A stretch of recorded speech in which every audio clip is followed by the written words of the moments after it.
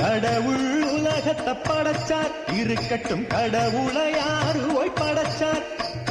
கடவுளை யாரு படைக்க முடியும் ஓய்? அவ சுயம்பு தானா உண்டானவா, தான் தோன்றி கண்காணாவும் கடவுள் தான் தோன்றி ஆகிறப்போ கண் கண்ட பேரண்டம் தான் தோன்றி ஆகாதோ? கடவுள் உலகத்தை படைச்சார், இருக்கட்டும் கடவுளை யாரு ஓய் படைச்சார்? அசுர குணம் உள்ளவானா இப்படி அபஸ்வரமா கேள்வி கேட்ப. தேவகுணம் இருந்தா இப்படி குதர்க்கமா பேச மாட்டான். இந்திரன் யாரு ஓய்? தேவர் குல தலைவன். ராவணன் யாரு ஓய்? அசுரர் குல அரசன். காட்டிலிருந்த முனிவன் மனைவியின் கற்பை கெடுத்தவன் இந்திரன். கவர்ந்து சென்ற மாற்றான் மனைவியை கற்போடு விட்டவன் ராவணன். இப்போ சொல்லும் குணத்தில் உயர்ந்தவன் யார்? இப்போ சொல்லும் குணத்தில் உயர்ந்தவன் யார்? தேவனா அசுரனா?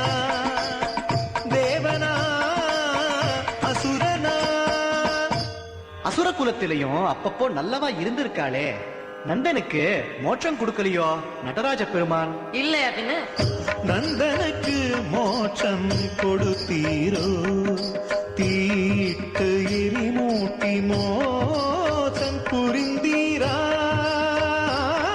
மோட்சம் தந்தது முற்றிலும் உண்மை என்றால் அவன் சந்ததி எல்லாம் சந்நிதி இழந்து சந்தியிலே நின்றார். மனுஷாளா இருந்தா மடியா இருக்கணுமோ இல்லையோ?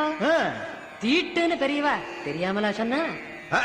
தீட்டண்ணையா தீட்டு? குடிக்கிற தண்ணிய தொடப்படாது, குளத்திலையும் கால் படப்படாது. குடிக்கிற தண்ணிய தொடப்படாது, குளத்திலையும் கால் படப்படாது. எப்படியா வரும் சுத்தம் உங்க மேலதான் குத்தம்? எப்படியா வரும் சுத்தம் உங்க மேலதான் குத்தம்? குளிக்காத பசுவை கும்பிடுறீங்க, அத குளிப்பாட்டும் மனுஷன ஏனையா கொல்றீங்க. நந்தனுக்கு மோட்சம் கொடுத்தீரோ? கொடுத்தீரோ?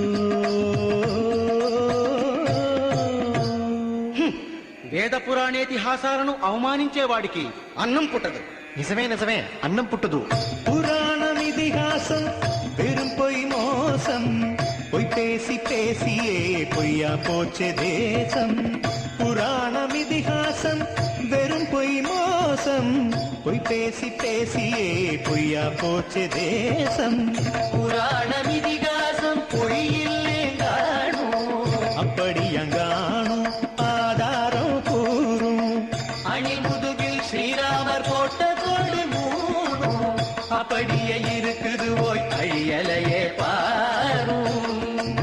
ஓஹோ, முதுகத் தொட்டதும் 3 கோடு விழுந்திருச்சோ?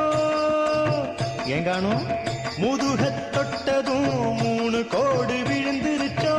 சீதையின் முதுகில் கோடுகள் இல்லையா?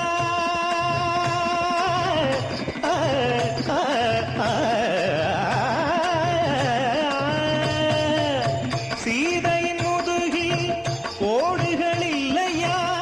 இல்ல, சீதையை ஸ்ரீராமன் தொடவே இல்லையா?